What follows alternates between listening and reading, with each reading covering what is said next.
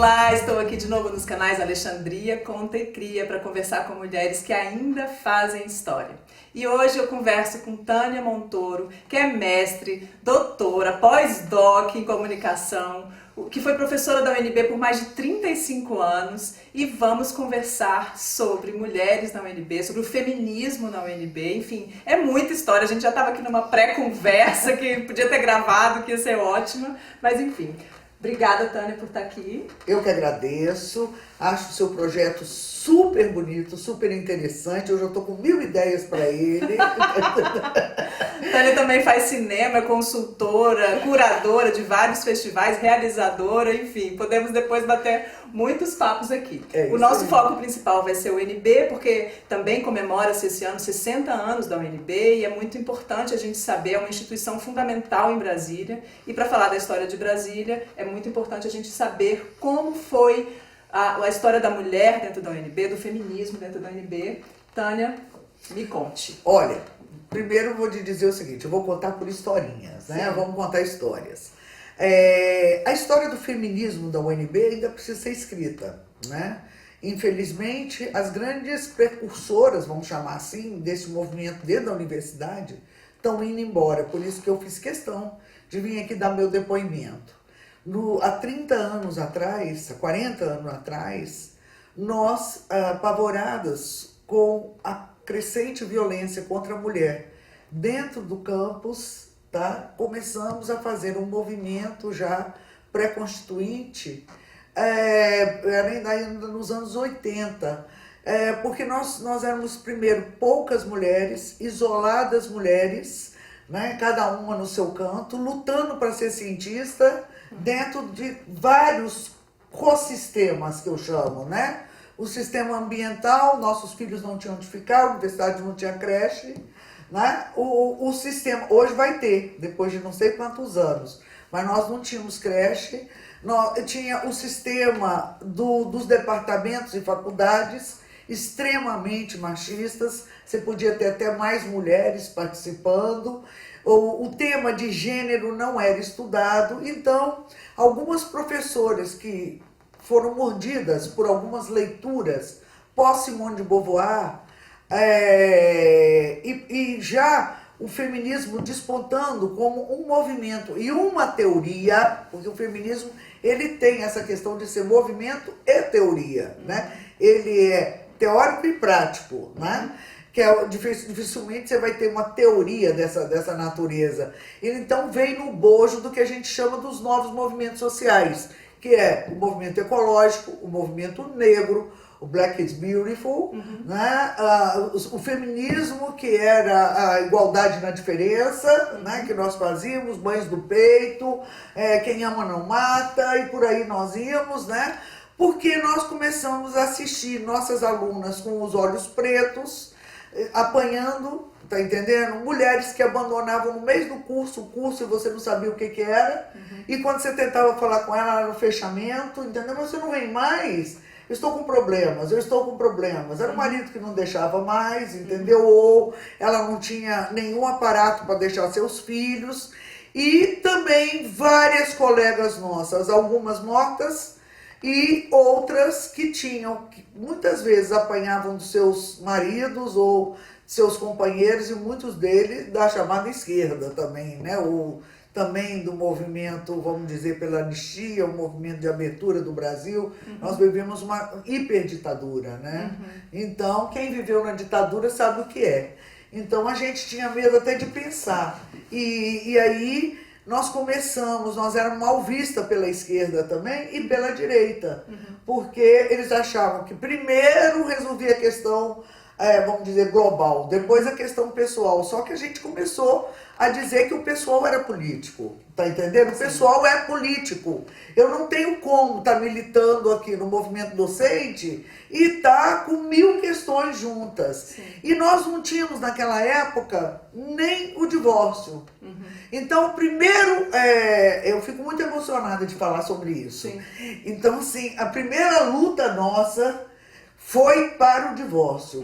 Né? Então era o senador Nelson Carneiro que tinha feito essa proposta, e nós lutamos, mas lutamos lutamos, várias de nós já éramos separadas, Sim. e mulher separada naquele momento, entendeu? Por exemplo, se o marido não saísse de casa e você saísse e ele inventasse uma foto, você era adúltera, você perdia várias das minhas amigas não poder ficar com os filhos, né?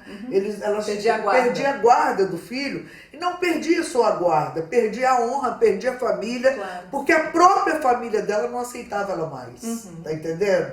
Então, assim, um casamento desfeito, vamos chamar assim, era a pior coisa que podia acontecer com uma mulher. Sim. E nós rasgamos o pano, Sim. e nós fomos lá. Eu separei depois de 4 anos de casada, as outras separaram. Então, assim, o grupo, a gente começou a se unir muito mais pelas afinidades e dores. Sim. Do que por amores. Por isso que também tinha muita briga, entendeu? Então, então quando começava, a gente falava, vamos pegar o que é comum. O que é comum da nossa luta. Tá entendendo? É a nossa posição de não cidadã. Sim. Nós não somos cidadãs, nós não somos donas do nosso corpo, nós não somos donas do nosso salário, nós não somos donas da nossa família, nós não somos donas de nada, né? Então a gente via sempre essa tríade que tem até hoje, né? Que eu sempre falo, são as batas, né? A bata de negro, que é a justiça, né? A outra de negro, que é a religião, tá entendendo? E a de branco, que é o poder do sistema médico sobre o corpo feminino. Sim. Tá? Então, esses 3 sistemas, né, eles eram de tal forma, tão duro para nós, tá entendendo? Que a gente começou a apelidar, tá entendendo? Ele das grandes togas. As grandes togas estão chegando, as grandes batas estão chegando. Olha, o pessoal do hábito tá chegando, tararau, porque nós também já vimos da dificuldade das igrejas, vamos dizer assim, das escolas femininas tratar com a gente, né? Por exemplo, a gente rebelde era problema. A pessoa rebelde tem que ir para a camisa de força. Então nós vamos ver milhões de mulheres que não conseguiram se adaptar a um tipo de papel só, nada contra o casamento e nada contra a família. Só que nem todo mundo, o casamento não é um bem natural. E que casamento nós estamos falando? De que família nós estamos falando? Não é? Então, essa desordem, que eles chamam a desordem da família, não é uma desordem da família, é uma reacomodação da família. Né? Então, eu sentia muito que os cursos de comunicação começavam a chegar as meninas e eu querendo falar de feminismo com elas, porque eu tinha ido para fora e tinha feito não na área de comunicação, mas assim, todos os cursos que eu pude fazer e que eu pude ler, eu tenho assim uma biblioteca de feminismo que eu doei agora para o núcleo que nós montamos, que é o núcleo de estudos e pesquisas da mulher, da UNB. Da qual a Tânia é fundadora. Sou fundadora com a professora Lisa Nota, com a professora Mireia Soares, com a professora Ana Vicentini, e nós fundamos, e naquela época ainda tinha também a professora Tânia Navarro, que era da História. Nós fundamos, então, este núcleo doído, porque se não fosse uma pessoa com a cabeça maravilhosa, igual o professor Cristóvão, que ele sempre teve que era reitor na época. Que era reitor na época, o primeiro reitor sem ser militar, tá entendendo? Então ele também não estava querendo falar não para nós, né? Porque nós era uma vanguarda. Nós pegamos a chave, eu me lembro de ter pego a chave numa reunião daquele núcleo, montamos um estatuto dentro do Centro de Estudos Avançados Multidisciplinares, que é uma das coisas mais interessantes que a Universidade de Brasília tem até hoje, que é a transversalidade do conhecimento, porque os departamentos, eles são feitos para gerar um profissional, a graduação. Os núcleos são feitos para a pesquisa. A pesquisa, a divulgação, a participação social, a participação na extensão. Então, esses núcleos, eu tenho um carinho por ele imenso, porque tem um núcleo de estudos da Amazônia, tem um núcleo de estudos asiáticos, tem um núcleo de estudos da história oral e contemporânea, que eles são transversais, como hoje é a ciência. A ciência não é mais de domínio de uma categoria profissional, não é? Então, se nós estamos falando cada vez mais holisticamente falando, a ciência hoje é domínio, por exemplo, se eu vou estudar o corpo humano, eu tenho que estudar ele sobre várias facetas, né? Homeopatia, tudo isso hoje vem mostrar, o mundo tal é isso, né? Você hoje trabalha mais holisticamente com as coisas. Então a gente deu um pontapé nisso também e começamos naquele núcleo. Primeiro nós tínhamos aluno de tudo quanto é lado. Então vinha aluno do direito para falar como é que era a legislação. Ótimo. Vinha as meninas da antropologia, com a professora Mireia, que era da antropologia, a professora Márcia Grancoff, que você conhece, foi várias vezes lá no núcleo, porque depois eu vou te falar desse trabalho que nós fizemos sobre mulher e meio ambiente. E aí vinha as meninas da sociologia para a parte de econometria. Sim. E vinha as minhas meninas para a parte, meninas ou meninos Sim. sempre trabalharam. Sim. Nós nunca fomos xiitas nisso, Sim, entendeu? Porque a gente até porque o feminismo não é... O feminismo não é um movimento de mulheres, é um movimento, ele é um movimento cultural, Sim. de mudança de relações culturais e sociais dentro de um planeta melhor. Exato. O feminismo é bom para homem também. Claro. Tá entendendo? Os homens não serão tão cobrados, Isso. tá entendendo? Os homens podem botar a sua parte masculina e feminina em mesmo pé, tá entendendo? Então, quando os homens descobrem isso também, eu acho que eles também gostam. Os meus alunos gostavam muito de estar lá comigo. Sim. Mesmo porque essa parte câmara, tecnologia, eu tinha muita dificuldade. Sim. E os meninos metiam bronca e falavam, vamos lá tem as meninas mais bonitas que tem. Eu olhava para eles com uma raiva, né? Bom, mas isso foi sendo construído. E nós fizemos o primeiro levantamento, cada uma dentro da sua área, da violência contra a mulher no Distrito Federal, que está dentro de um livro do NEPEM, que são mais de 20 autoras, porque as alunas também, como iniciação à pesquisa, escreviam também. As mestrandas faziam suas teses em cima disso, Sim. As doutorandas também. E o meu lado, por ser da comunicação, era trabalhar como a notícia de violência contra a mulher era tratada, tá entendendo? Era sempre tratada como se a mulher, assim, era sempre tratada como se a mulher fosse também uma promotora da violência, tá entendendo? Hoje mudou muito, isso eu vejo evoluir. Mas na época não era, tá entendendo? E ao mesmo tempo, o meu trabalho foi fazer um trabalho de registro audiovisual. Eu já estava enfiada no cinema até o último ponto da minha vida, nessa questão do cinema social, que sempre foi a maior coisa, que eu acho que nós temos uma sociedade muito visual. Sim. Nós não somos os franceses que leem muito. Então, aqui o que é de visibilidade, ele entra mais fácil. Mesmo porque a televisão chega no Brasil antes do esgoto, Sim. antes da escola, Sim. tá entendendo? Sim. Então nós somos uma sociedade totalmente visual. Sim. Quando você vê a Marquês de Sapucaí, você fala, gente, é só visualidade, né? Exato. Então nós somos visual, nós gostamos muito de cores, nós temos a questão da diversidade brasileira, as cores do alimento, nós somos cor, né? Então eu fui fazer o primeiro levantamento também dentro da universidade, como acadêmica, do trabalho. Eu já tinha trabalhado, antes de ser professora, eu tinha trabalhado no IBAMA, que era a antiga SUDEP. Eu trabalhei na SUDEP, que depois virou IBAMA. Sim. E eu já vinha com esse negócio, eu era extensionista rural, e eu já vinha com esse negócio que as mulheres trabalhavam na pesca e não tinha profissão de pescadoras. Sim. Que as mulheres coletavam alga, molusco, isso e aquilo, e elas não tinham nenhuma entrada no mundo profissional. Então o que eu fui fazer? Eu fiz um mapeamento do trabalho feminino no meio ambiente, entendeu?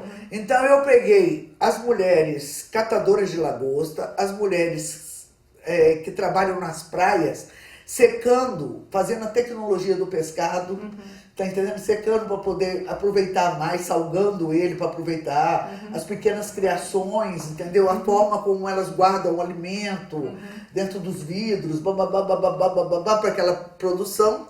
E também a mulher na floresta amazônica. Então lá fui eu gravar, lá onde os dois hoje, infelizmente, hoje é um dia de luto para o Brasil, perdemos dois grandes seres humanos, mais do que profissionais, né? 2 indigenistas, 2 caras doados. Naquela época eu estava nessa vibe também, quase que eu fiquei por lá. E eu vi o perigo que é aquilo lá. Então nós mapeamos toda a Amazônia e fomos mostrar como a mulher trabalha na indústria seringueira, Sim. entendeu? Então, e aí nós fizemos com a professora Hélio o último, também da antropologia, e com a Márcia nessa parte de pesca, porque o trabalho dela de doutorado era sobre isso. Sim. E eu, né, assim, nós ganhamos um prêmio na Rio 92, foi um prêmio do Planeta Fêmea. Eu já tinha sido conselheira nacional do direito da mulher, eu fui do 2º Conselho Nacional, representando exatamente a mulher e o meio ambiente, porque eu acho que a relação do feminismo com o meio ambiente, ele é muito grande. Então foi uma história muito bonita. Hoje nós só temos eu e a professora Lias, a nota vivas do NEPEM. Olha. Tá entendendo? Mas o NEPEM continua, tem novos alunos, tem novos professores, está com uma biblioteca fantástica, que agora a professora Lourdes Bandeira, que seria uma grande figura também, que foi quem ajudou a fazer a lei do feminicídio no Brasil, né? Trabalhou no conselho também muitos anos lá, que na época que ela trabalhou não era mais conselho, Secretaria da Mulher. E esses órgãos vão mudando de nome, mas é tudo...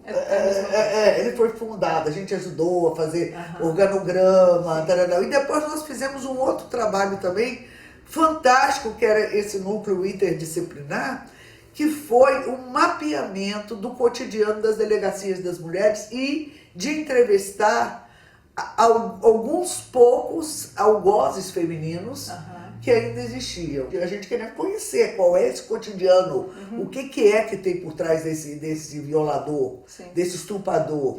Ele veio da onde? Quem é essa pessoa? Como é que foi a infância dele? Tá entendendo? Esse menino sofreu algum abuso sexual? Por que essa questão da sexualidade sobre a mulher é tão grande? Por que ele faz o pátrio poder dele em cima de uma mulher que é vítima? Por que ele exerce esse grau de opressão?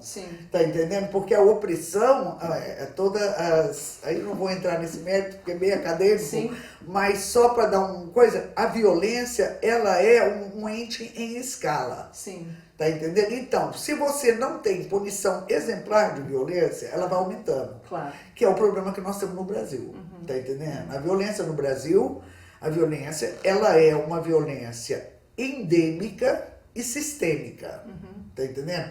Porque agora você vê, passou até a questão da violência institucional. Se você vê um pouco de tempo, como uma menina foi tratada por um juiz ou um júri, quando ela era a vítima, tá entendendo? Então você tem essa violência institucional. O que você estava fazendo lá esse horário? Tá entendendo? Não interessa o que eu estava fazendo.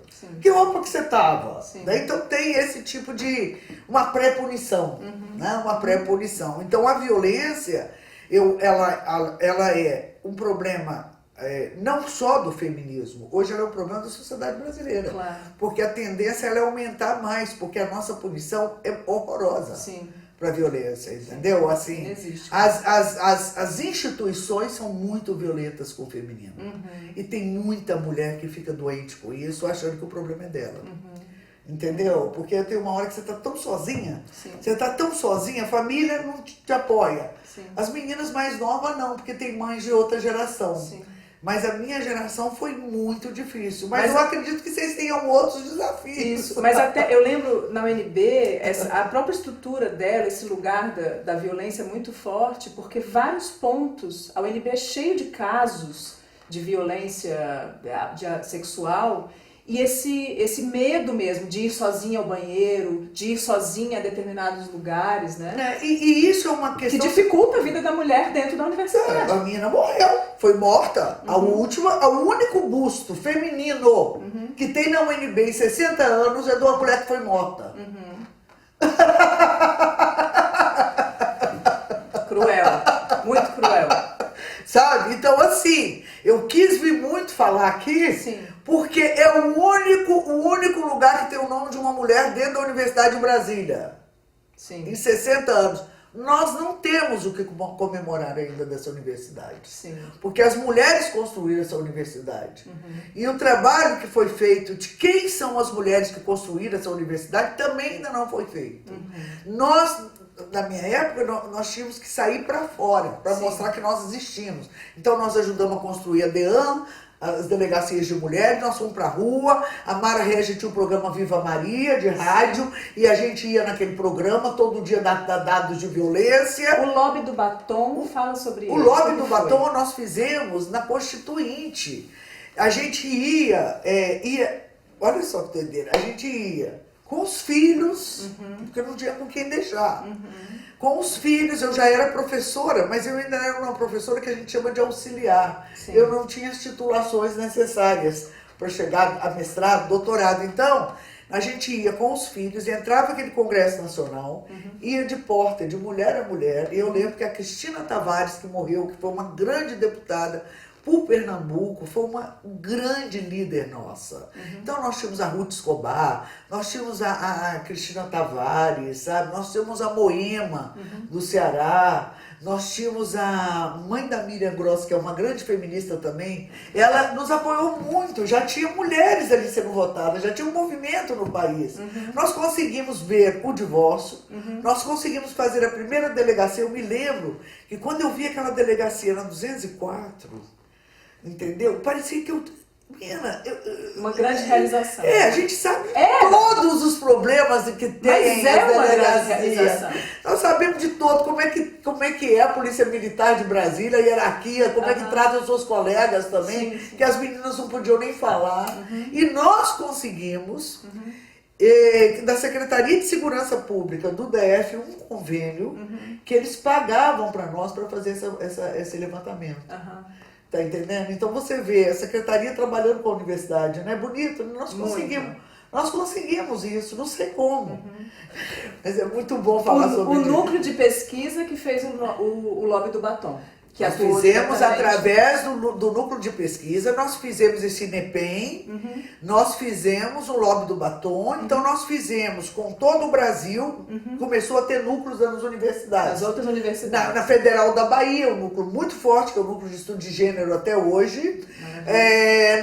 Na UFRJ, nós tínhamos também um núcleo excelente, que era com a Jaqueline Pitangui, entendeu? Que foi a primeira do Conselho da Mulher, né? Então, a Rosisca, que eram pessoas escritoras na época, elas tinham elas tinham vindo anistiada, então elas traziam livros de feminismo para nós aprendíamos nosso corpo, olhávamos no espelho. Eu nunca tinha visto meu corpo, tá entendendo?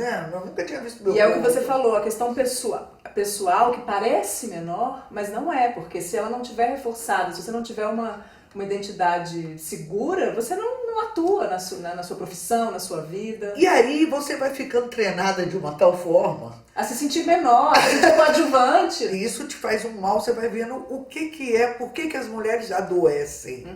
Né? Esse adolecer feminino, ele tem a ver também com inúmeros sapos e gatos e sapatos que nós engolimos. Nós engolimos de tudo quanto é lado, gato e sapato. Nós engolimos do comerciante que te trata mal, nós engolimos do motoqueiro, que quando te vê que a mulher entrava seu carro, entendeu? Porque ele não faz isso com um homem. Então, assim, o uso da força física sobre nós é todo dia. Porque você não vê, não tá me batendo, querida. Não é só físico. Não é só bater. Não é só físico. É eu falar pra você, eu tô com medo de sair 10 horas. Será que um homem tem medo de sair 10 horas? E essas pequenas coisas que vão, às vezes, impedindo a formação de uma mulher, dentro, assim, que vai fazendo ela... E a liberdade. Às vezes, isso, a formação e a atuação profissional. Né? Exatamente. Então, por exemplo, uma aluna minha outro dia me disse, uma ex-aluna, eu tô morrendo de vontade de ir de férias, eu não tô conseguindo ninguém pra ir comigo. Você vê que se eu tivesse um companheiro, pra ir. Você podia ir e as suas férias ser péssimas. Aí ela disse, mas eu iria como? Sozinha. Ela falou, como sozinha? Eu vou comprar uma passagem e vai. Aí ela disse, vai conhecer pessoas lá. Aí ela ficou quieta. Daqui a pouco ela me ligou de novo. Você, quando foi estudar fora, você foi sozinha? Eu falei, sempre sozinha. Eu me lembro quando eu fui estudar em New Orleans, que eu cheguei lá com uma bolsa da Fulbright. E eu olhei assim pra cidade e falei, gente, eu não sei pra que lado que eu vou. Naquela época não tinha GPS. Não sentia nada. Então era difícil. Sim. Né? Era difícil. Pra nós sempre foi difícil. E sempre vai ser difícil. Sim.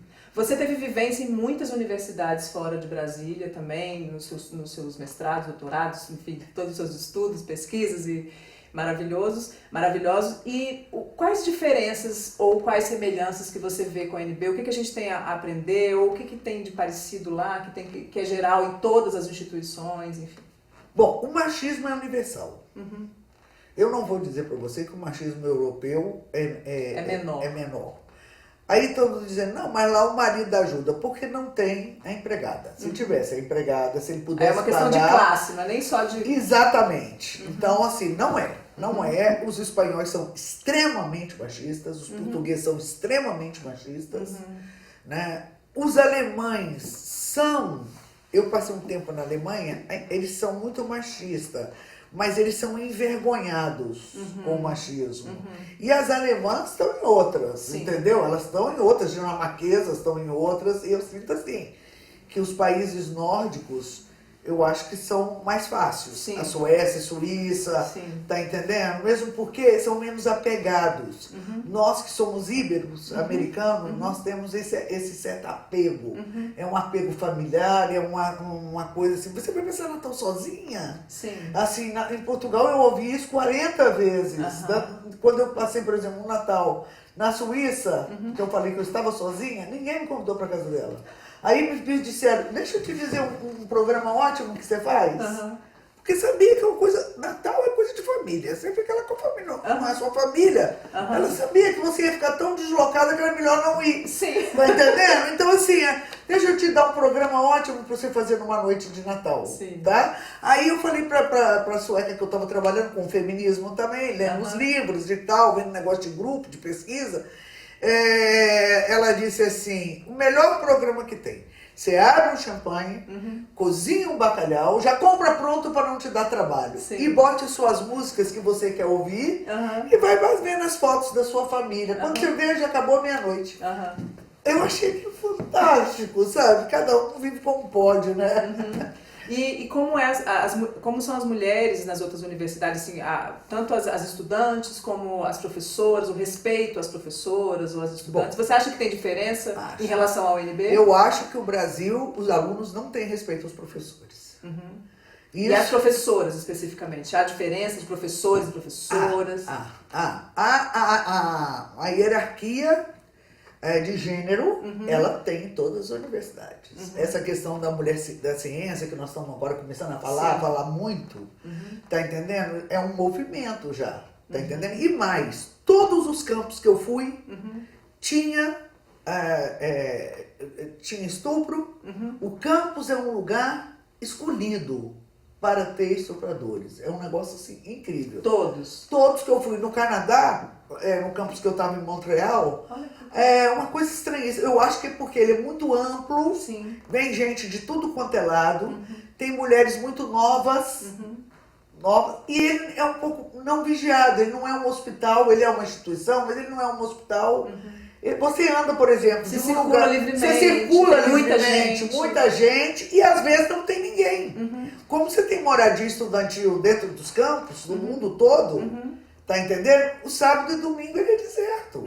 Eu sempre, quando eu fui decano na UNB, eu falava, gente, isso aqui no fim de semana tem que ter jogo de vôlei para quem mora aqui, tem que ter cinema na praça para os meninos do CO, mas eles queriam vir para a cidade, para também não ficar tão lá, né? Então é uma questão complexa isso. No Canadá, eu vi em Montreal uma experiência interessantíssima, que você tem telefones, igual você tem assim quando você anda numa... Tem telefone assim de 100 metros, onde as meninas vão correr, fazer Cooper e fazer atividade física, de 100 metros tem um telefone para você ligar caso você tenha sido molestada. É na hora. Já é para isso? Já é para isso. É um SOS feminino. Olha só. Chama Help Family. O que nesses 60 anos foi feito? Tipo isso, um telefone? Sei lá, e o que foi feito na UNB? O que teve de progresso na UNB? A UNB ontem fez uma Secretaria de Direitos Humanos dentro da própria UNB. Né? Ontem. Foi inaugurada uma secretaria, quer dizer, um departamento de direitos humanos. Só que as coisas não mudam assim, elas não mudam no mapa. Na criação de um... Não, eu acho que as coisas que foram positivas, disciplinas sobre gênero. Eu fundei uma que chama Comunicação de Gênero, que no início, sabe aonde eu dava ela? Eu dava ela das 6 às 8 da noite, entendeu? Porque não tinha sala para mim. Sim. E assim, não me livraram das outras disciplinas. Sim. Eu dava over, a mais. Aí o que eu fiz? Porque eu também não sou fácil. O que eu fiz? Eu comecei a chamar minhas alunas de mestrado e doutorado para dar disciplina na Católica. Eram professoras da Católica, do IESB. Nós fizemos uma rede de comunicação e gênero. Maravilha, entendeu? Maravilha. Com isso, a disciplina hoje é obrigatória a pedido das alunas. Maravilha. A pedido das alunas, eu acho uma revolução, porque as disciplinas, as assinaturas, as disciplinas, os conteúdos sempre vêm de alguém que faz o currículo para baixo. Sim. Do nosso, não. Essa disciplina ela nasce de baixo para cima. Tá entendendo? Maravilha. Então, o que a gente via nessa disciplina? Nós vimos mulher do cinema. Quem foram as grandes diretoras de cinema? O filme dela era diferente. O que é o femme fatale dos filmes, entendeu? Como Hollywood tratou a mulher. Programas de rádios. Quais são os programas que nós temos de mulheres interessantes no Brasil? O que nós temos? Tem podcast? O que é que elas contam? Aí vamos passar para comunicação, jornalismo, tá entendendo? É retratado diferente uma notícia feminina de uma masculina? Tem um prisma diferente? Por que as mulheres nunca estão nas bancas de economia? Sim. Porque eles falam de política, mas não falam de economia. Tá entendendo? Por que não entra microeconomia no jornalismo? Sim. Economia familiar, economia doméstica, tarará. Então nós fomos, e hoje você vê que as meninas estão de outra forma. Então eu tive trabalhos belíssimos de aluna. Conseguimos também ter dentro da linha, conseguimos fundar uma linha de estudos, uma linha de estudos de gênero na história, linhas de estudo do feminismo na antropologia, que está dentro do mestrado e doutorado, e na nossa área, que é mais difícil, estudos da imagem de som e de todas as visualidades. Com essas todas as visualidades, eu consigo enfiar o feminismo aí dentro, tá entendendo? Sim. Então, foi assim que a gente foi trabalhando. E eu fiz um trabalho de pós-doutorado na Holanda, em 2013, 14, que foi mapear o que tem na América Latina em termos de estudos de gênero nas universidades. Tá entendendo? E nós temos bastante coisa. Que legal. Nós não estamos abaixo de nada, não. Nós temos invisibilidades. Agora sim, o que acontece na vida brasileira? A vida brasileira, a lei nossa talvez seja melhor do que muitos países. Tá entendendo? Nós temos uma legislação fantástica. O problema é que no Brasil não se cumpre lei. Não se cumpre, não tem punição por não se cumprir, não tem fiscalização daquilo, tá entendendo? Segundo, as mulheres ainda são machistas. Nós ainda vamos ter que fazer um trabalho dos próximos 100 anos para tirar o machismo feminino, tá entendendo?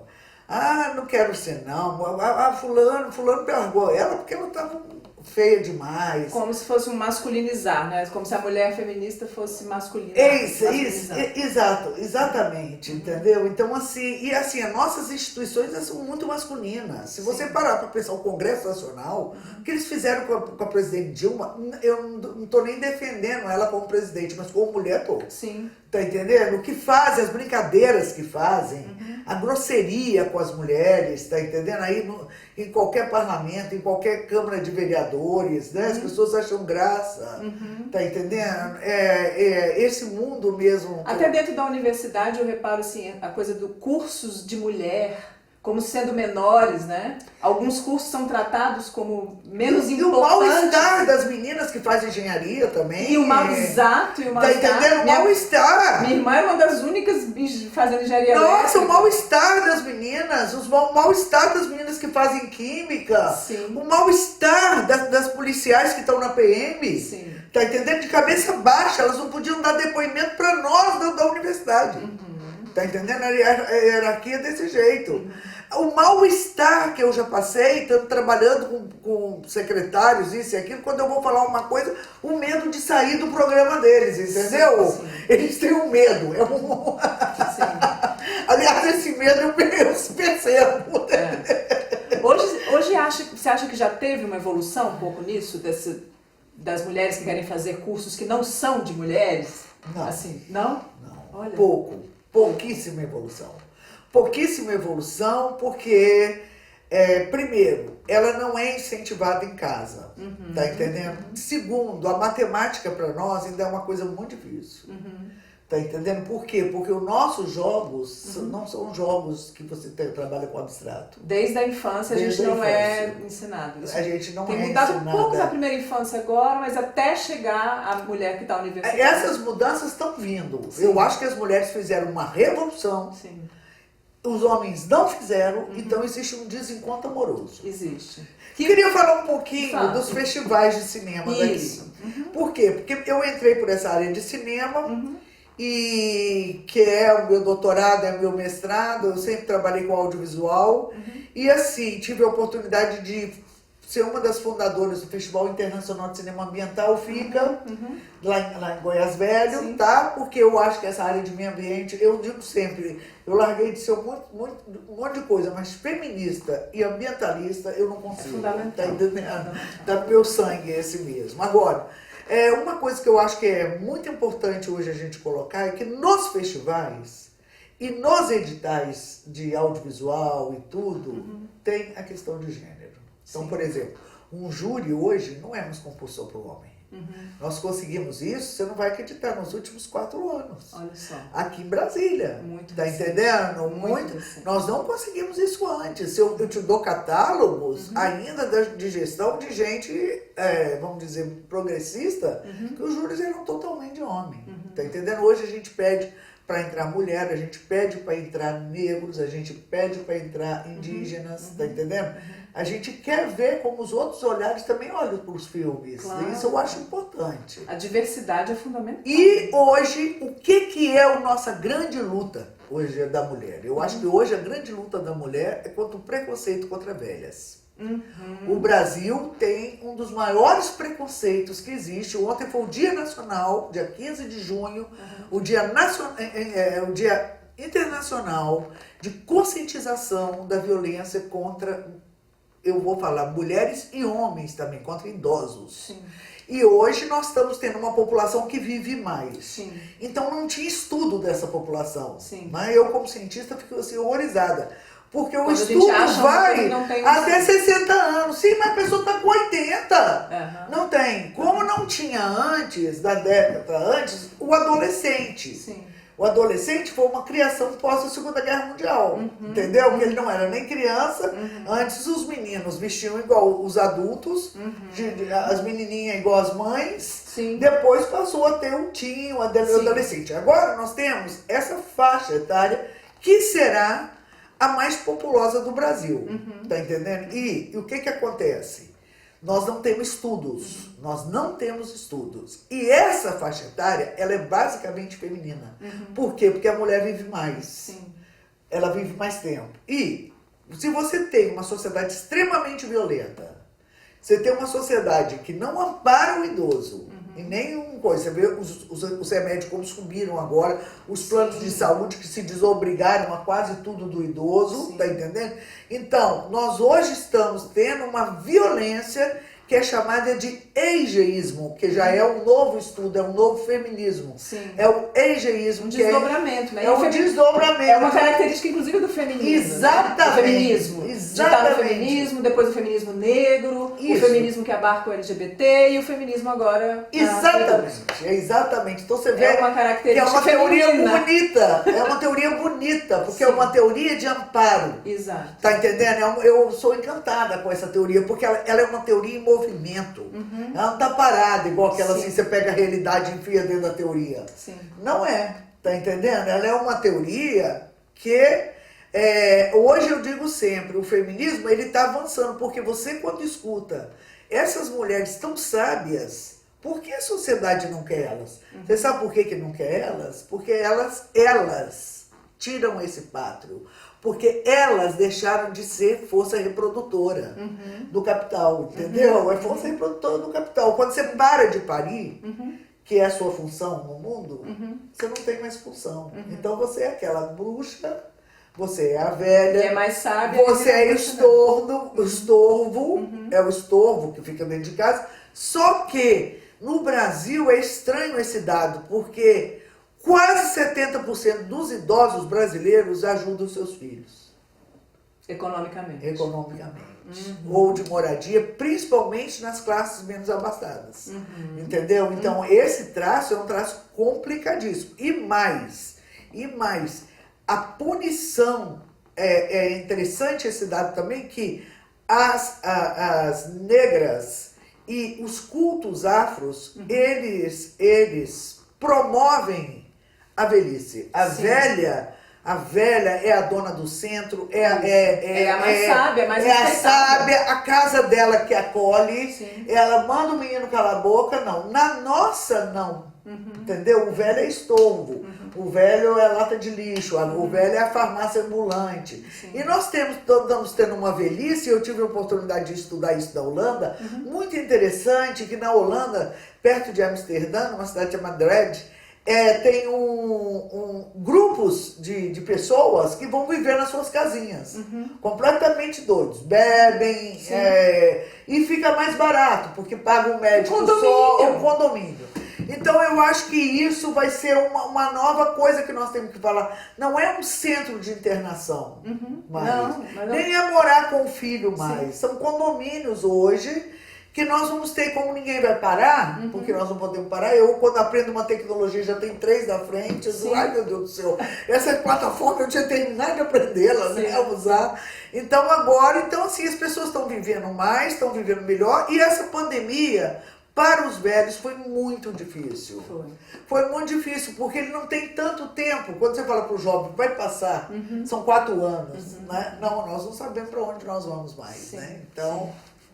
é isso aí, nós vamos ter que pensar sobre isso, né? Eu acho que esse é o novo desafio que a universidade tem, também porque a universidade tem que dar resposta à sociedade que a mantém, por isso ela é pública e gratuita, e tem que ser. E tem que continuar sendo. E tem que ser, tá entendendo? Registrar isso. Isso, tem que registrar isso. Por quê? Porque ela está dando dados para a sociedade.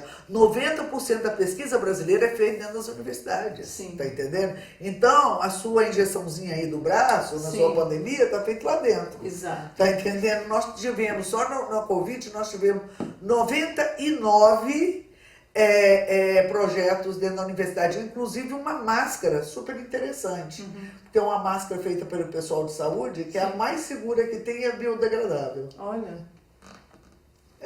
Você sabe a porcentagem de professoras, assim, nos quadros? Você sabe dizer? Sei. Nós temos hoje na Universidade de Brasília 52% do quadro docente de professoras. De professoras.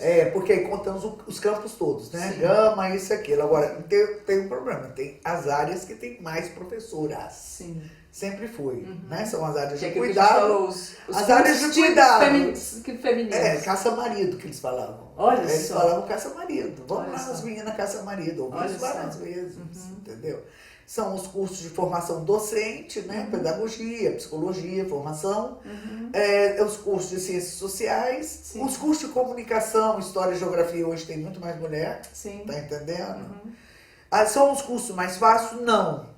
Para dizer para os machos que não. Hoje está mais fácil passar para biologia do que para comunicação. Porque os meninos gostam muito de fazer audiovisualidade, games. Então, não. Né? Agora, sim, eu acho que... E tem mais uma coisa. Isso é bom que se fique bem registrado. As mulheres são excelentes alunas. Excelentes alunas. Quando elas chegam lá, elas aproveitam aquela oportunidade. Que é assim... Olha, eu ficava assim com os olhos brilhando. Juro por Deus. Não que não tenha olhos brilhantes. Não é isso que eu estou falando. Mas eu estou dizendo que quando eu via... Aquelas meninas que conseguiam... Aquele empoderamento delas de chegar na universidade muitas das vezes... Agora, principalmente com as cotas, são a primeira da família que vai ter acesso à universidade. Ela aproveita tudo que a universidade pode dar para ela. Tudo. Tudo. Então, não tem essa de que tá ali, mas não tem... Não. Principalmente as meninas que vieram de escola pública. Tá entendendo? Elas aproveitam mesmo. Elas sabem que elas não vão ter aquele casa. Sabe que vão tirar a diferença. E é uma pena, porque as bibliotecas de Brasília agora viraram todos lugar de concurseiro. As meninas não tinham nem acesso à biblioteca. Eu ia lá toda semana brigar, discutir com a diretora, que não posso botar para fora, a biblioteca é pública, entendeu? Então, vai ter que ter prioridade, porque ela não dá ninguém. Então, toda semana era era a mesma coisa. Acaba tendo uma ligação, como tem essa história de cursos de mulheres, mas né, esse curso é mais de mulher, que acabam sendo os cursos mais sociais, como você falou, né, os de letras, os de cuidado, né, pedagogia. Acaba que há um desmerecimento também às ciências sociais em algum ponto, né? Como se as ciências exatas fossem maiores do que as ciências sociais. É um pouco um reflexo disso, você não acha? Totalmente, e pior do que isso, tá entendendo? É porque, por exemplo, todo o nosso sistema de saúde, ele é centrado no médico. Sim. Só que quem te ajuda mesmo é a enfermeira. Isso. Então, assim, o que o sistema fez? Ele deixou de contratar enfermeira formada e contrata assistente de enfermagem. Técnica de enfermagem. Que não manda em nada, ela não manda no médico. Mas se você pegar, por exemplo, vou pegar um exemplo de um hospital modelo, que é o SARA, que é coordenado por uma mulher, que é a Lucinha, que é uma grande cientista. Incrível. Ali, o poder do grupo que trata o paciente é maior do que o do médico. Eu já vi, porque eu faço lá, tenho um problema muito grande de joelho, eu já vi a fisioterapeuta botar dedo em médico. Não é assim, não é assim, não, você não está certo, isso você não conhece, tá entendendo? Então, assim, é uma saúde mais integral, né? Isso. Que no final das contas é o que o feminismo também prega, que não precisa ter hierarquia das funções. Todas as funções, todas as profissões, todos os cursos são fundamentais para a sociedade funcionar. E todos os cursos têm que ter feminismo. Exato. É uma Tem visão... todos os cursos. Eu me lembro de eu ir na engenharia, né, convidar o povo para minhas mostras de cinema. Era assim. Mas de vez em quando aparecia um engenheirozinho lá, aquele futuro engenheirozinho lá, gostava. Ah, eu vim aqui que você foi lá naquele dia da engenharia, convidar para suas mostras de cinema. Eu passava um bem igual louca. Mostra de cinema sobre mulher e meio ambiente. Mostra de cinema sobre feminismo negro. Mostra de cinema o negro em cartaz. Tô lembrando de algum. Mostra de cinema Quem Ama Não Mata. Tá entendendo? Então, assim, por quê? Porque o cinema entrava e era para todo mundo. Sim. Então, assim, a gente ia passando, né? E aí eu vejo hoje os alunos também com muito mais empobrecidos, no sentido de que tem que trabalhar. Eu sempre tive que trabalhar e estudar. Sim. Sempre, porque eu tive filho muito nova, né? Me separei, e para eu continuar estudando, só trabalhando. E assim, os cursos da UNB eram difíceis, porque eram cursos assim... Os horários, se né? não fosse um chefe bonzinho, que te deixasse fazer... compreendesse, né? Hoje tem legislação, né, para você estudar, mas mesmo assim, se você não está num órgão público, não tem isso, né? Sim. Eu acho assim que Brasília, essa Câmara Legislativa, ela tem que tirar, desculpa, eu não sou advogada mesmo, faz parte do meu caráter, ela tem que tirar aquela Buda daquela Câmara e sair para a cidade para ver o que está acontecendo. Sim. Tá entendendo? O trânsito está numa agressividade imensa, vocês, a gente que dirige sabe. Sim. A polícia, tudo que você pede para ela, fala que não pode fazer, porque é um problema social, sim. Ela está ali para fazer prevenção. Sim. Ela está ali para fazer prevenção do problema social. O problema social pode se tornar um problema de homicídio, um problema de estupro, entendeu? Então, assim, nós temos que dar um jeito nessa população de rua imensa, com problema mental imenso. A maioria dessa população tem problema mental, tem problema de vício. Sim. Quem está viciado tem que ir ser tratado. Quem está desabrigado, ele tem que ser abrigado, entendeu? Então não pode lavar as mãos. Tá entendendo? Porque nós estamos virando uma... a última vez que eu fui a São Francisco, eu fiquei horrorizada. Eu fiquei horrorizada. Eu tinha ido a São Francisco há 10 anos atrás. É uma população na rua, assim, bêbados, parece o fim do mundo, um desassossego, vamos dizer assim. Eu acho que cada um vive como quer, mas isso não é vida. Sim. Tá entendendo? Porque se não me deixam nem fazer eutanásia, Sim. por que esse apego à vida se eu não tenho apego à vida do outro? Não é? Então é um discurso falacioso, imoral, hipócrita, é contra o aborto, é contra a eutanásia. Tá, mas essas pessoas estão morrendo no meio da rua. Sim. Tá entendendo? E aí? Você não está fazendo homicídio? O Estado está fazendo homicídio. O Estado está fazendo homicídio no Brasil. É verdade. Então, Tá entendendo? O Estado brasileiro, ele é omisso, tá? Porque assim, tem que dar não adianta vale gás, vale isso, não, é ação efetiva, querida, complexa, não é um CRAS, não, para ficar dando senha, não. Sim. É complexo, são equipes no meio da rua, pegando as pessoas, tratando as pessoas, amparando as pessoas. Inclusive, contar mais com esses estudos que você falou que a universidade tanto faz, claro. Usar esses estudos não como é o base. assistencialismo, não, entendeu? Se não for um deputado tal, eu não vou ter, tá entendendo? Não é isso, é direito básico que é a comida. Sim. Sabe? Então, assim, eu acho que é de outra natureza. Pegar utilizar esses estudos como base, utilizar a universidade como força de pesquisa e de trabalho, né? Cursos que... As assistências todas que a universidade pode fazer. Isso. Integrar mais. Integrar mais. É isso. Tânia, muito obrigada pela nossa conversa. Eu sei que a gente ficaria aqui horas, porque a Tânia tem muita história interessante, fundamental. Muito obrigada. Eu espero de fato que a UNB possa melhorar cada vez mais, que as universidades possam ser reconhecidas como um espaço fundamental são, né? Que são. Elas já são, mas ainda há esse questionamento, né? Ainda há... Enfim, algumas dúvidas sobre isso. Você estudou lá? Estudei lá. Eu tô vendo a sua paixão. Eu estudei. Inclusive, aproveito agora, que nem eu tinha te falado, vou fazer minhas menções afetivas. Vou agradecer assim, várias professoras importantes, mas eu quero fazer a homenagem principal à Nélia Del Bianco, que foi minha quase orientadora, foi da minha banca, incrível, do rádio. Uma pessoa que fez da universidade... A sua vida. Fez da universidade a sua vida e também ajudou a universidade, porque eu lembro que o núcleo de rádio estava extremamente defasado. Ela ajudou ela praticamente reformou ali o rádio junto com o Carlos Eduardo, que é um professor maravilhoso. Mas a Nélia é incrível.